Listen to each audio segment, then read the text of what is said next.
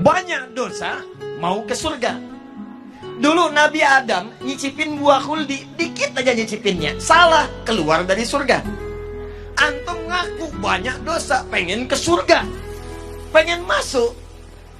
Bagaimana cara kita mendapatkan ampunan dari Allah supaya semua dosa-dosa tadi dihapuskan?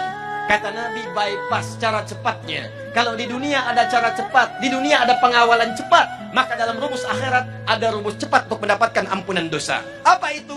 Dapatkan rahmat Allah subhanahu wa ta'ala. Dan ternyata di antara rahmat Allah itu diturunkan di majlis-majlis ilmu. Diturunkan di majlis ilmu.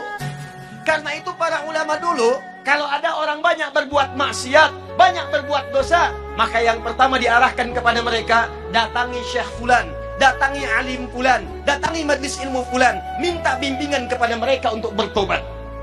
Pernah ada seorang yang melakukan pembunuhan sampai dengan 100 orang dibunuh. Mabuk tak terlukiskan. Pencurian itu sudah kebiasaan. Zina dia praktekkan. Satu kali dia ingin taubat, terbersit di hatinya, saya ingin kembali kepada Allah subhanahu wa ta'ala. Maka apa yang terjadi? Dia datang kepada seorang syekh, dia bertanya, "Ya syekh, saya ingin bertobat, bisakah seorang seperti saya tobat?" Kata syekh tadi, Allah akan menerima semua hamba yang ingin bertobat kepadanya. Datang ke masjid Fulan, datang ke majlis Fulan, datangi guru Fulan, minta bimbingan untuk bertobat kepadanya. Karena dia yang paling mampu untuk mengajari engkau. Ini adab dari para ustadz, adab para kiai, adab para alim, adab para guru. Jadi kalau kita bukan pakar di satu bidang, maka rujuklah kepada guru yang lain untuk mengajarkan. Ketika orang ini berangkat kepada majlis yang disebutkan, ternyata di tengah jalan, belum sampai ke tujuan, di pertengahan maut datang menjemputnya. Tiba-tiba wafat di pertengahan jalan. Tahukah Anda apa yang terjadi? Saat wafat itulah malaikat kemudian turun, tapi terkejut mendapat perintah dari Allah subhanahu wa ta'ala. Apa perintahnya? Saya ampuni dosanya, saya jamin surganya. Saya telah siapkan surga untuknya. Maka bawa dia, siapkan dengan kenikmatan-kenikmatan kubur yang telah disiapkan.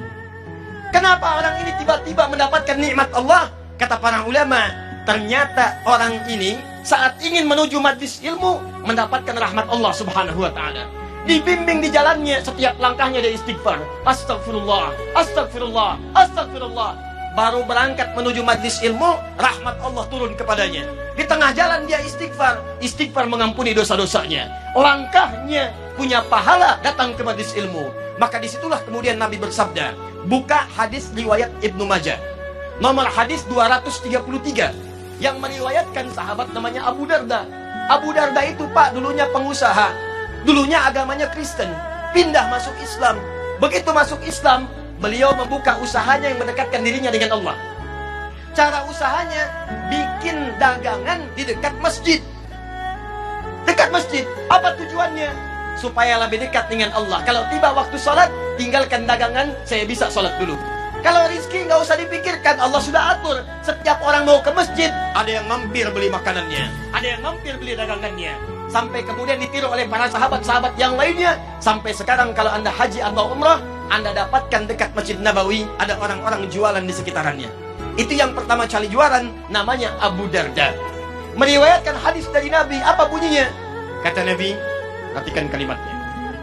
Man salaka tariqan yaltamisu fihi ilman, sahhalallahu lahu tariqan ilal jannah. Wa innal malaikata la tad'u ajnihataha ridan li talibil ilmi. Kata Nabi, siapapun yang menyiapkan dirinya, kemudian dia melangkahkan kakinya menuju majlis ilmu, maka saat dia akan melangkah itu, Allah telah menuliskan jaminan baginya. Setiap langkahnya akan memudahkan langkah dia menuju surga. Dan kalau penuntut ilmu mengetahui, ini bahasa Nabi, sejak dia akan keluar dari rumahnya, malaikat sudah menaungi dengan sayapnya. Di saat bapak ibu ini mau keluar rumah, datang ke sini, jangan dikira sendirian. Malaikat sudah memberikan naungan sayapnya, mengiringi kepergiannya dari mulai berangkat ke rumah sampai dengan ke majelis ilmu.